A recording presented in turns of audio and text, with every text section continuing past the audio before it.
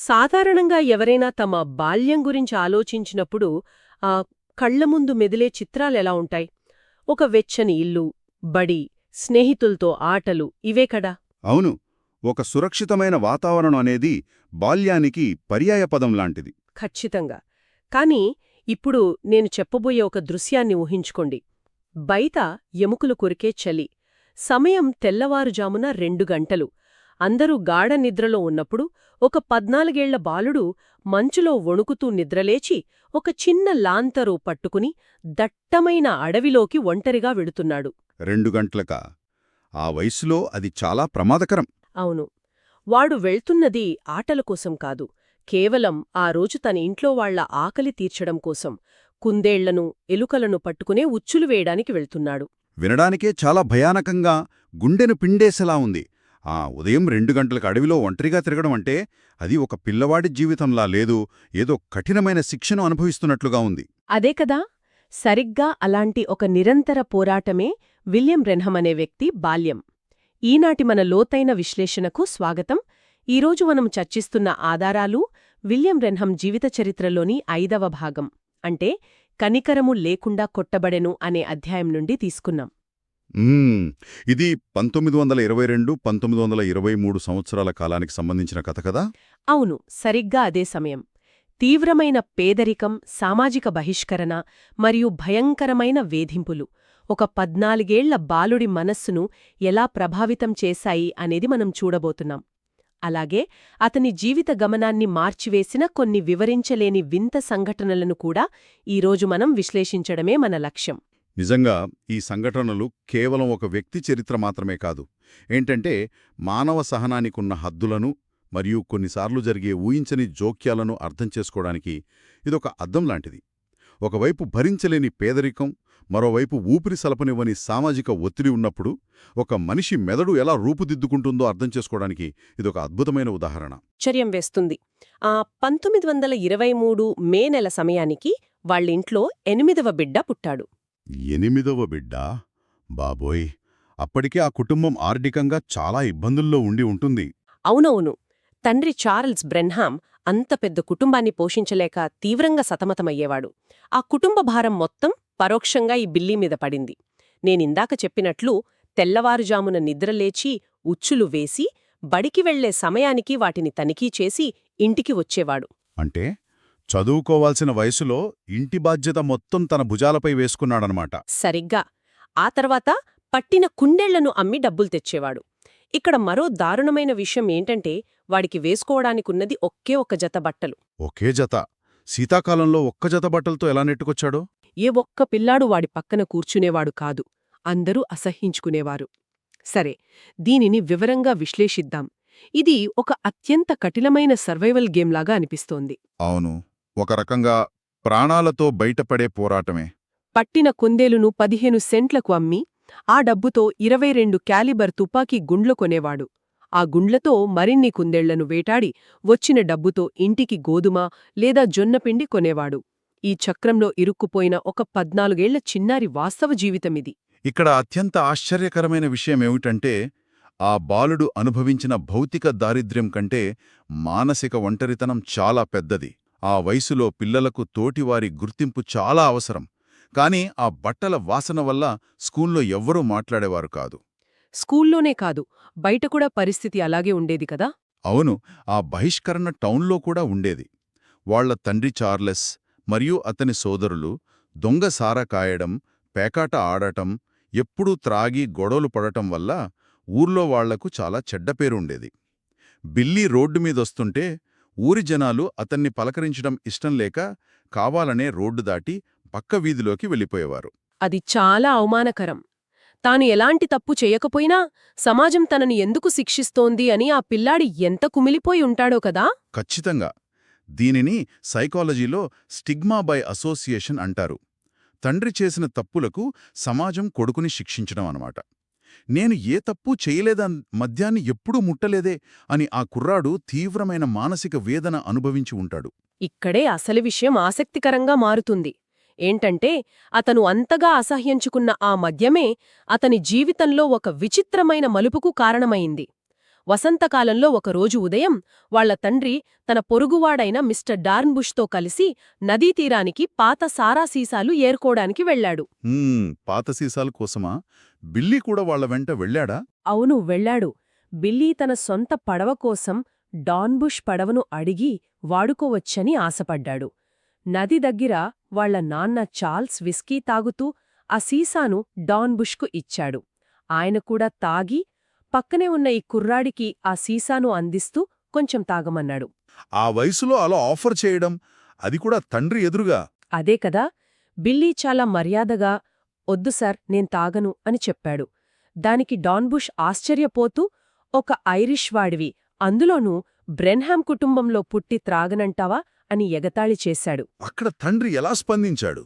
కనీసం కొడుకుని సమర్థించాడా? లేనేలేదు. ఆ వెంటనే తండ్రి చార్ల్స్ కలగజేసుకుని, "నేను చాలామంది పిల్లల్ను పెంచుతున్నాను, కాని వారిలో ఒక్కడు మాత్రమే ఆడంగివాడు, అంటే సిసి, వాడే వీడు" అని ఘోరంగా అవమానించాడు. అప్పుడు జరిగిన పరిణామం వింటే నాకసల మతిపోయింది. ఏం జరిగింది? అంతవరకు ఎంతో నిగ్రహంగా ఉన్న బిల్లీ ప్రాణం పోయినంత ఆవేశంతో ఆ విస్కీ సీసా లాక్కుని త్రాగడానికి తన నోటి దగ్గర పెట్టుకున్నాడు. అప్పటివరకు ఎంతో నిగ్రహంగా ఉన్న పిల్లవాడు తన కుటుంబం నాశనమవ్వడానికి కారణమైన ఆ మద్యాన్ని కేవలం ఆడంగివాడు అనే ఒక్క మాటతో ఎందుకు త్రాగడానికి సిద్ధపడ్డాడు? అంటే ఆ వయసులో ఉన్న ఒక కౌమారదశ బాలుడి మానసిక స్థితిని అర్థం చేసుకుంటే ఇది స్పష్టమవుతుంది. అప్పటికే ఆ కుర్రాడు సమాజం చేత వెలివేయబడి ఉన్నాడు. స్కూల్లో ఎవ్వరూ మాట్లాడరు. ఇలాంటి పరిస్థితుల్లో ఒక పిల్లవాడికి ఏకైక ఆధారం తన తండ్రి ఆమోదం మాత్రమే. అవును, తండ్రి తనను గుర్తించాలని ప్రతి పిల్లాడూ కోరుకుంటాడు. అదే ఇక్కడ జరిగింది. తండ్రి తన స్నేహితుడి ముందే తన మగతనాన్ని ప్రశ్నిస్తూ పిరికివాడిగా చిత్రించడాన్ని ఆ లేత మనస్సు తట్టుకోలేకపోయింది.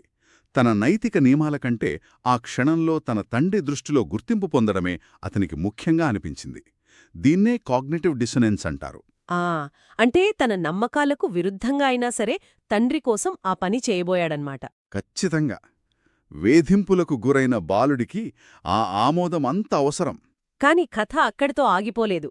అతడు ఆ సీసాను నోటి దగ్గర పెట్టుకోగానే చుట్టుపక్కల వాతావరణమంతా ప్రశాంతంగా ఉన్నప్పటికీ ఆకుల మధ్య నుండి ఒక పెద్ద సుడిగాలిలాంటి శబ్దమొచ్చింది.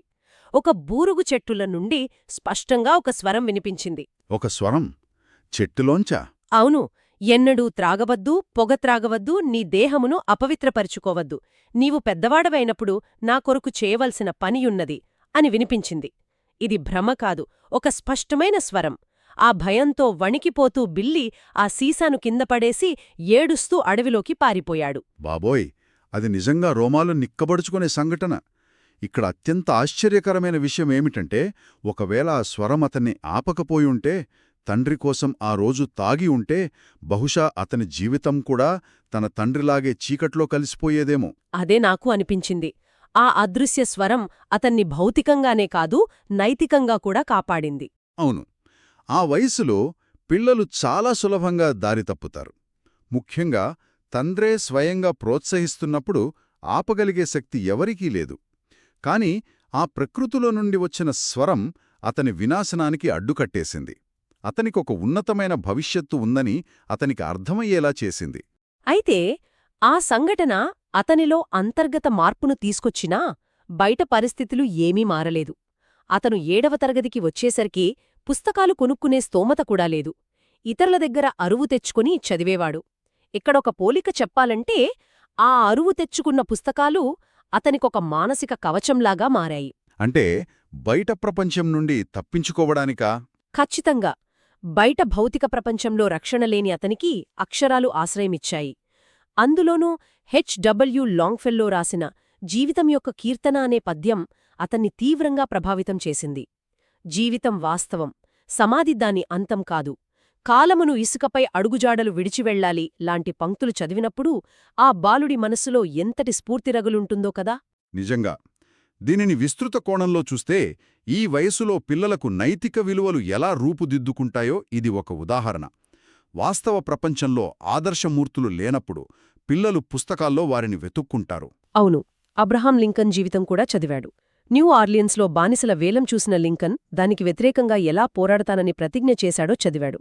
అది చదివి బిల్లీ కూడా తన కుటుంబాన్ని నాశనం చేస్తున్న త్రాగుడు మహమ్మారికి వ్యతిరేకంగా పోరాడాలని తీర్మానించుకున్నాడు. చూడండి, ఇక్కడే అతని పరిపక్వత కనిపిస్తుంది. తండ్రి త్రాగుడు సమస్యను వ్యక్తిగత ద్వేషంగా కాకుండా ఒక సామాజిక జాడ్యంగా చూడగలిగే పరిపక్వత లింకన్ కథ ద్వారా అతనికొచ్చింది. ఇది చాలా గొప్ప విషయం. అవును. ఆ భూగోళ శాస్త్రంలో ఆరిజోనా అరణ్యాల గురించి చదివి ఒంటరితనం మరియు ప్రకృతి గురించి కవిత కూడా రాశాడు. కాని అక్షరాలు ఆశ్రయమిచ్చాయి అన్నది ఎంత నిజమో ఆ ఆశ్రయం ఎంతో కాలం నిలవలేదన్నది కూడా అంతే వాస్తవం. అంటే మళ్ళీ ఏమైనా జరిగిందా? అంటే దీని అంతటి అర్థమేమిటి? వాస్తవ ప్రపంచం అతన్ని వదిలిపెట్టలేదు. స్కూల్లో పిల్లలు అతన్ని తీవ్రంగా కొట్టేవారు. అదెంత దారుణంగా ఉండేదంటే కొన్నిసార్లు దవడలు పగిలిపోయి గొట్టం ద్వారా ద్రవాహారం తీసుకోవలసిన పరిస్థితి వచ్చేది. బాబోయ్, దవడలు పగిరేలా కొట్టారా? ఒక పిల్లవాడిపై ఇంత క్రూరత్వమా? అవును. 1923 వసంతకాలంలో ఆ సహనానికి ఒక భయంకరమైన పరీక్ష ఎదురయింది. ఒకరోజు ఉదయం ఒక పాప పుస్తకాలు మోస్తూ బడికి వెళ్తుంటే ఒక 5 కుర్రాళ్లు అడ్డగించారు. బిల్లీ అక్కడికి వెళ్ళినప్పుడు వాళ్లు మురికి కెంటకే పొట్టివాడా అని జాతీకుల దూషణలు చేశారు. అంటే అతని పేదరికాన్ని, మూలాలను కించపరిచారన్నమాట. ఖచ్చితంగా. ఒకడు వెనక నుండి వచ్చి బండరాయితో బిల్లీ తలమీద బలంగా కొట్టాడు. బిల్లీ స్పృహ కోల్పోయి కింద పడిపోయినా వదలపుండ తన్నారు. దెబ్బలతో రక్తంతో ఇంటికి వెళ్లాడు. కాని ఏడవలేదు. కోపంతో ఇంటికి వెళ్లి 22 వించెస్టర్ తుపాకీ బయటకు తీశాడు. తుపాకీ తీసుకున్నాడా? ఆవేశంలో ఏం చేయబోతున్నాడు? అందులో 16 తూటాలు నింపాడు. ఆ పిల్లలు వెళ్లే దారులో ఒక పొదచాటున కాపుకాశాడు. వాళ్లు రాగానే తుపాకీతో ఎదురుగా నిలబడ్డాడు. బండరాయితో తనను కొట్టిన ఆ ప్రధాన కుర్రాడివైపు గురిపెట్టి ట్రిగ్గర్ లాగాడు. దేవుగా, తర్వాతేమైంది? క్లిక్! అంతే. గుండు పేలలేదు. తుపాకీ మిస్ఫైర్ అయింది. మిస్ఫైర్ అయిందా? ఆ సమయమేనా? అవును. బిల్లీ ఏమాత్రం ఆలోచించకుండా మళ్లీ బుల్లెట్ లోడ్ చేసి మళ్లీ గురిపెట్టి ట్రిగ్గర్ లాగాడు. మళ్లీ క్లిక్! మళ్లీ పేలలేదు. పిల్లలు ప్రాణభయంతో పారిపోయారు. వాళ్లు వెళ్ళాక బిల్లీ అదే తుపాకీని పక్కనే ఉన్నొక చెట్టుమీదికి గురిపెట్టి కాలిస్తే అన్నీ సరిగ్గా క్రాక్ క్రాక్ అని పేలాయి. అప్పుడు ఆ రోడ్డు మధ్యలో నిలబడి బిల్లీ చేదుగా నవ్వి ఏడవడం ప్రారంభించాడు. ఆ వేసవి తర్వాత అతను మళ్లీ ఎన్నడూ స్కూల్కి వెళ్లలేదు. నాకైతే మతిపోతోంది. ఒక నిశ్శబ్ద బాలుడు ఒక ప్రాణాన్ని తీసే స్థాయికి ఎలా నెక్కబడ్డాడు? ఇది ఒక ముఖ్యమైన ప్రశ్నను లేవనెత్తుతుంది. నిరంతర వేధింపులు ఒక మనిషిలోని హింసను ఎలా నిద్రలేపుతాయో ఇది స్పష్టంగా చూపిస్తోంది. ఎంత మంచివాడైనా సహనానికొక హద్దుంటుంది. ఆ రోజు జరిగిన దాడి ఆ హద్దును చెరిపేసింది. కాని ఆ తుపాకీ అలా 2 సార్లు పేలకపోవడం గురించేమంటారు? సాంకేతికంగా చూస్తే ఒకసారి మిస్ఫైర్ అవ్వొచ్చు. కాని బుల్లెట్ మార్చి మళ్లీ లోడ్ చేశాక కూడా పేలకపోవడమనేది గణాంకపరంగా దాదాపు అసాధ్యం. పైగా వాళ్లు వెళ్లగానే మిగిలినవి ఖచ్చితంగా పేలాయి. ఇది కేవలం యంత్రం విఫలమవ్వడం కాదు, ఇది ఖచ్చితంగా అతీత శక్తి అతన్నొక హంతకుడుగా మారకుండా ఆపినట్లే అనిపిస్తోంది. నిజంగా ఆలోచించాల్సిన విషయమే. ఒకవేళ ఆ రోజా తుపాకీ పేలి ఉంటే అతని జీవితం అక్కడికక్కడే ఒక హంతకుడిగా ముగిసిపోయేది కదా? అవును, జైలుపాలయ్యేవాడు. నదీతీరంలో విస్కీ తాగకుండా ఆపినట్లే ఈసారి తుపాకీ పేలనివ్వకుండా అతన్ని ఆ అదృశ్యశక్తి కాపాడిందనే చెప్పాలి. కరెక్ట్. మనం ముగింపుకు వచ్చేసరికి విలియం బ్రెన్హం తన 14వ ఏట అనుభవించిన పేదరికం, దారుణమైన వేధింపులు మరియు ఆ చీకటి సమయాల్లో అతనికి అక్షరాల ద్వారా దొరికిన సాంత్వన గురించి మనం చర్చించాం.